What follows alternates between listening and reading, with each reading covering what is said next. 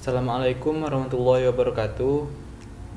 Perkenalkan, nama saya Wandi, mahasiswa Universitas Maritim Raja Ali Haji dari Fakultas Teknik Prodi Teknik Elektro dengan NIM 1901 2020 109. Baik, di sini saya akan membuat tugas mata kuliah elektronika analog dengan dosen pengampu Ibu Ruspa. Di sini saya akan membahas transistor bipolar. Ini adalah tahap-tahap subtitle yang akan saya bahas. Yang pertama yaitu sejarah transistor, yang kedua pengertian transistor, yang ketiga konstruksi transistor bipolar, yang keempat jenis-jenis transistor, yang kelima fungsi kaki bipolar transistor, yang keenam 5 daerah opsional transistor bipolar, yang ketujuh cara kerja transistor, yang ke-8 transistor sebagai penguat arus, yang ke-9 karakteristik transfer transistor, yang ke-10 transistor sebagai penguat dalam keadaan diam. Baik, kita masuk ke yang pertama yaitu sejarah transistor. Transistor ini ditemukan oleh Walter H. Brattain dan John Barden. Ini fotonya ya, udah tua. Ini ditemukan pada tahun 1947, lebih tepat di Bell Telephone Laboratories Walter H. Brattain di laboratoriumnya. Jadi mereka berhasil menciptakan suatu komponen di mana komponen itu bersifat menguatkan, yaitu mereka beri nama dengan transistor. Jadi perbandingan komponen transistor ini dibanding dengan komponen sebelum-sebelumnya, yaitu ukuran tabung hampa lebih kecil dan ringan. Bahkan dengan teknologi sekarang itu ratusan ribu transistor dapat dibuat dalam satu keping silikon. Atau komponen semikonduktor ini membutuhkan sumber daya kecil sehingga efisiensi yang tinggi. Yang kedua, pengertian transistor. Jadi transistor itu adalah alat semikonduktor yang dipakai sebagai penguat, sebagai sirkuit pemutusan, penyambung atau stabilisasi tegangan, bisa juga sebagai modulasi sinyal atau sebagai fungsi lainnya. Jadi banyak fungsi transistor ini ya. Jadi transistor dapat berfungsi keran listrik di mana berdasarkan arus input BJT atau tegangan input FET. BJT itu adalah bipolar junction transistor ya, memungkinkan pengaliran listrik yang sangat akurat dari sirkuit sumber listriknya. Jadi ini adalah alat-alat semikonduktor yaitu seperti dioda. Ini bisa kita lihat bersama. Ini masuk yang ketiga yaitu konstruksi transistor bipolar. Transistor adalah komponen semikonduktor yang terdiri atas sebuah bahan tipe P dan diapit oleh dua bahan tipe N. Jadi bisa disebut transistor NPN dan satu lagi disebut dengan transistor PNP. Nah, sehingga transistor mempunyai 3 terminal yang berasal dari masing-masing bahan tersebut. Seperti ini, yaitu E, C, dan B. Itu 3 terminalnya ya. Nanti akan saya buatkan video mengenai lebih jelasnya. Di samping itu, yang perlu diperhatikan adalah bahwa ukuran basis sangatlah tipis dibanding emitor dan kolektor. Jadi, ukuran B lebih tipis dari ukuran emitor dan kolektor. Perbandingan lebar basis ini dengan lebar emitor dengan kolektor kurang lebih adalah 1:150. Sehingga ukuran basis yang sangat sempit akan mempengaruhi kerja transistor. Ini jenis-jenis transistor. Jadi transistor itu memiliki beberapa jenis. Seperti kita lihat di sini NPN, PNP, PBE. Ini khususnya kita lebih mengarah ke NPN dan PNP yang akan dibahas lebih dalam. Kita masuk ke fungsi kaki transistor bipolar. Jadi fungsi basis kaki berbasis fungsi untuk mengatur jalannya arus elektron dari emitor ke kolektor, sehingga mempengaruhi kerja dari fungsi dari transistor tersebut. Jadi fungsi kaki basis ini ya. Ini basisnya. Fungsi kaki basis itu seperti itu, untuk mengatur jalannya arus elektron dari emitor ke kolektor. Fungsi kaki emitor, ini kaki emitornya. Fungsi kaki emitor berfungsi sebagai gudang elektron atau tempat berkumpulnya elektron sebelum dialirkan ke kolektor dan basis. Jadi kaki emitor ini berfungsi sebagai gudang atau tempat menyimpan elektron sebelum dialirkan ke kolektor dan basis, dan kolektor. Fungsi kaki kolektor yaitu adalah sebagai tempat pengumpulan elektron yang telah diatur oleh basis, sehingga tidak heran jika kadang merasakan kalau sebuah transistor saat bekerja terasa sangat hangat atau bahkan panas. Jadi kaki kolektor ini itu sebagai tempat pengumpulan elektron yang telah diatur oleh basis,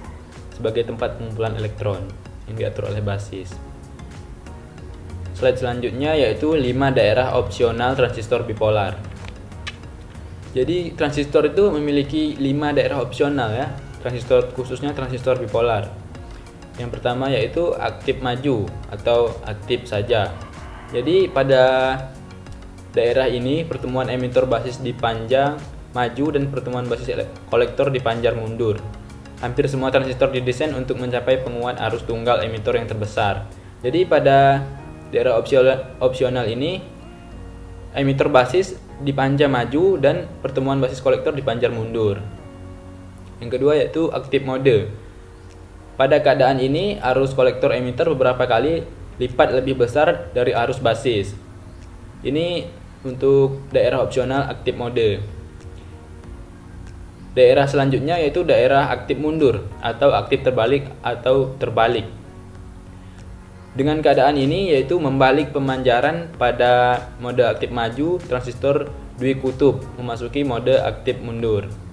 Jadi pada aktif mundur ini transistor dwikutub memasuki mode aktif mundur. Pada mode ini daerah emitor dan kolektor bertukar fungsi. Karena hampir semua BJT didesain untuk penguatan arus mode aktif maju yang maksimal. Yang ketiga yaitu jenuh. Daerah opsional jenuh saturasi dengan semua pertemuan dipanjar maju. Bipolar junction transistor memasuki mode jenuh dan memberikan konstruksi arus yang besar dari emitor ke kolektor. Jadi pada daerah ini semua pertemuan dipanjar maju. Bipolar junction transistor memasuki mode jenuh. Putus, cut atau off.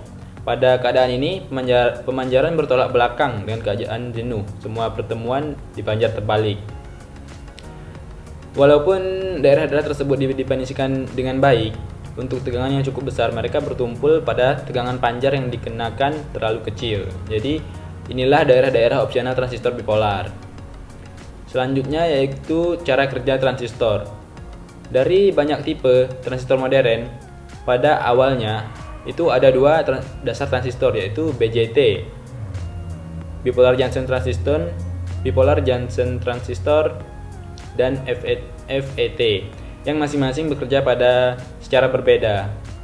Transistor bipolar dinamakan demikian karena kanal konduksi utama menggunakan dua polaritas pembawa muatan. Jadi seperti kita lihat di sini yaitu kolektor, base, dan emitter. Jadi pada PNP emitter itu tempat masuknya aliran listrik atau elektron, dan pada kolektor dan base itu sebagai output, tempat keluar. Jadi emitter sebagai input, base dan kolektor sebagai output. Sedangkan pada NPN itu base dan kolektor itu sebagai input, sedangkan emitter sebagai output. Jadi itulah perbedaan PNP dan NPN. Selanjutnya yaitu resistor sebagai penguat arus. Jadi ini telah saya buatkan video lebih jelas mengenai transistor sebagai penguat arus, nanti akan kita tonton di akhir slide. Jadi transistor bekerja pada mode aktif. Transistor berperan sebagai sebuah sumber arus yang dikendalikan oleh tegangan PCCS seperti kita lihat di sini. Perubahan pada tegangan base emitor FBA akan menyebabkan perubahan pada arus kolektor IC. Nanti akan lebih jelasnya di videonya. Selanjutnya yaitu karakteristik transfer transistor. Jadi Transistor itu adalah singkatan dari transfer resistor. Jadi transistor ini merupakan alat dengan 3 terminal seperti diperlihatkan pada setelah simbol sirkuit diolah. Jadi terbentuk bahan semikonduktor jenis P dan N. Jadi walaupun proses pembuatannya sangat banyak, pada dasar transistor merupakan 3 lapisan gabungan kedua jenis bahan tadi, yaitu PNP dan NPN. Selanjutnya yaitu transistor sebagai penguat dalam keadaan diam. Jadi transistor ini bisa digunakan sebagai penguat walaupun dia berada dalam keadaan diam. Jadi transistor akan diberi sinyal masuk AC, maka rangkaian penguat tersebut berada dalam keadaan diam. Nah, seperti itu. Dan ini cara kerjanya transistor dalam keadaan diam. Jadi matikan sinyal generator, hidupkan jatuh daya, atur potensiometer, petakan karakteristik, variasikan arus basis, atur basis menjadi 10 ampere, atur potensiometer, dan atur ke posisi maksimum. Nah, ini video lebih jelasnya mengenai bipolar junction transistor. Bipolar junction transistor ini bisa disimpan dengan BJT.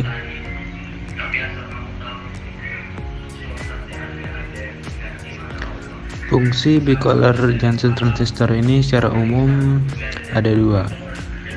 Yang pertama,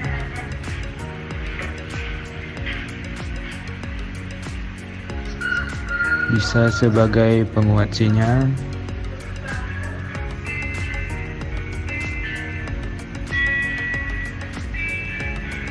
Dan yang kedua sebagai switching.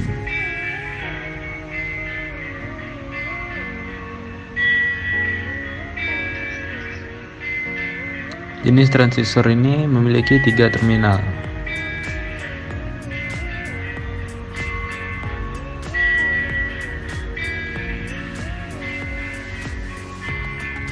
Ada yang kita sebut dengan emitter atau disimbolkan dengan E. Yang kedua base atau basis dengan simbol B. Yang ketiga adalah kolektor atau simbolkan dengan C.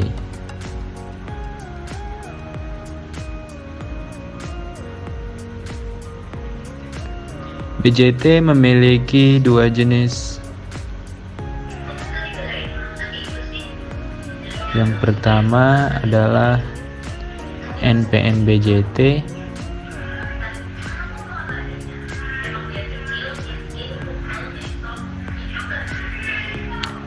NPN.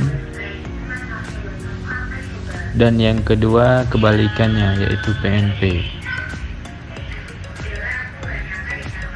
Kalau dibuat skematiknya menjadi seperti ini.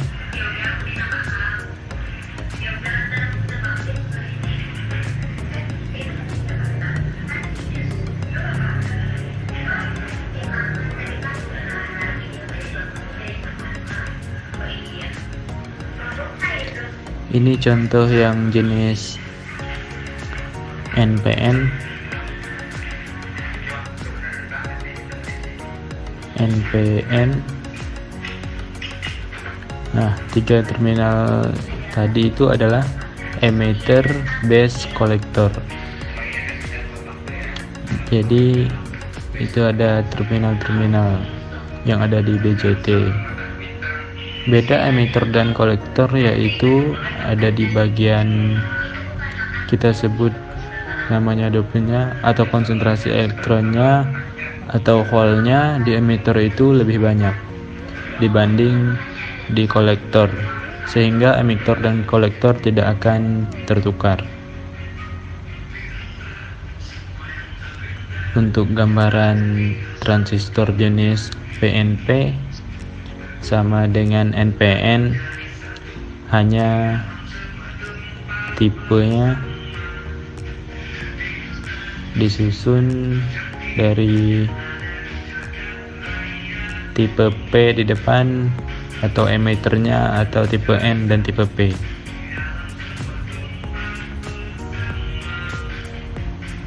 Emitter, kolektor, dan base.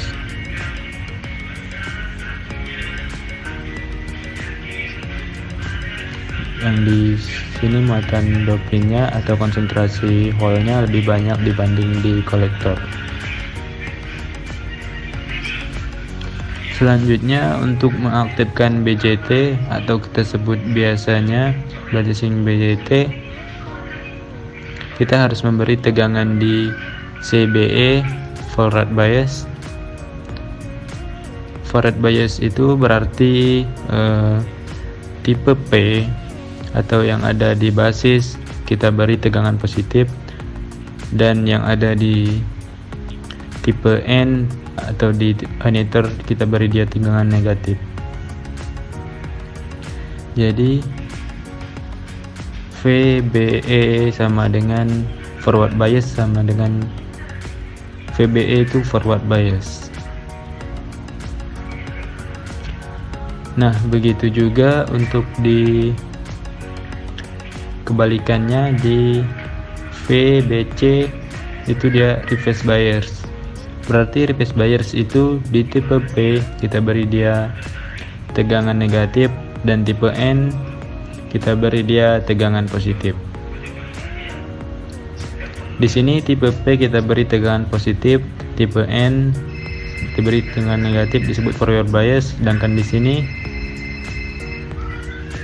PBC kita sebut reverse bias.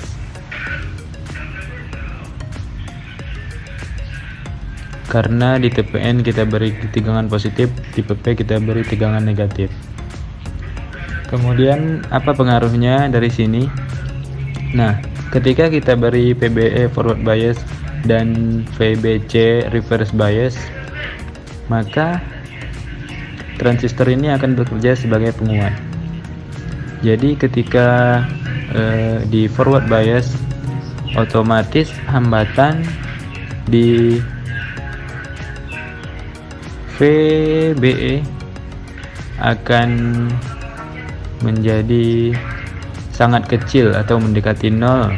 Nah, ketika di reverse bias, hambatan di VBC akan menjadi sangat besar, atau kita simbol dengan tak hingga. Nah, jika dibuat dalam rangkaian, maka VBE ini akan menjadi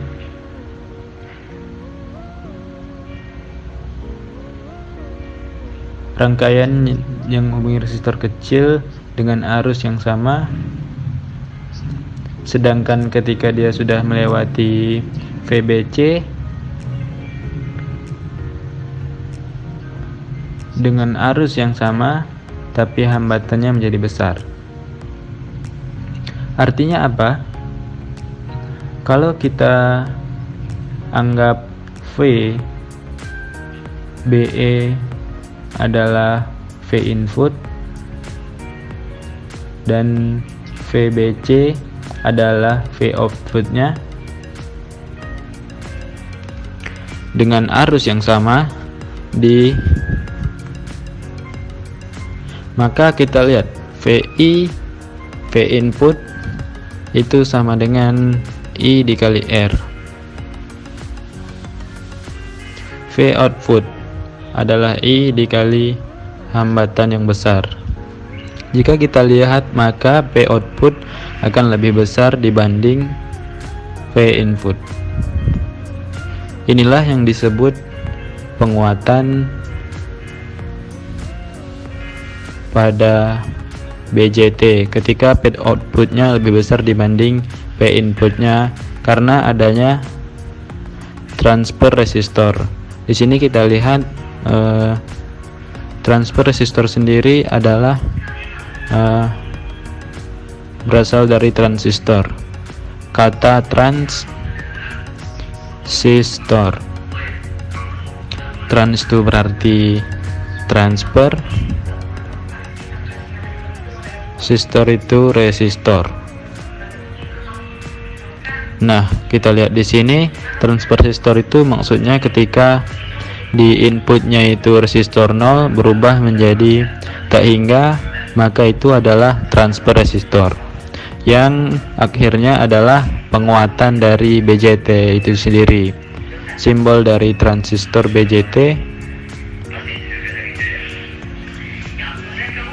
simbol elektronikanya. Jadi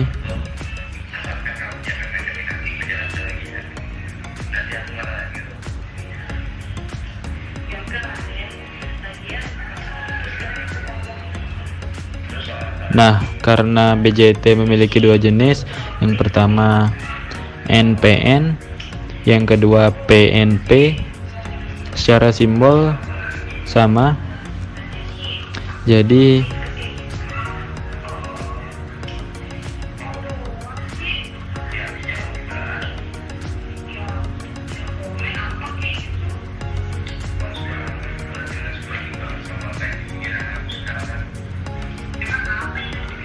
hanya beda di bagian arah panahnya. Kalau kita buat ini emitor, base, kolektor, ini juga emitor, base, kolektor, maka di NPN dia akan mengarah keluar, sedangkan di PNP dia akan mengarah ke bagian dalam. Arus yang mengalir di transistor NPN akan menjadi seperti ini. Jadi IB dan IC masuk ke dalam transistor, sedangkan IE akan keluar dari transistor. Di PNP akan sebaliknya, IE masuk ke dalam transistor, EB keluar, dan IC pun keluar. Sehingga persamaan umum dari transistor ini adalah IE sama dengan arus yang ada di base ditambah arus yang ada di kolektor.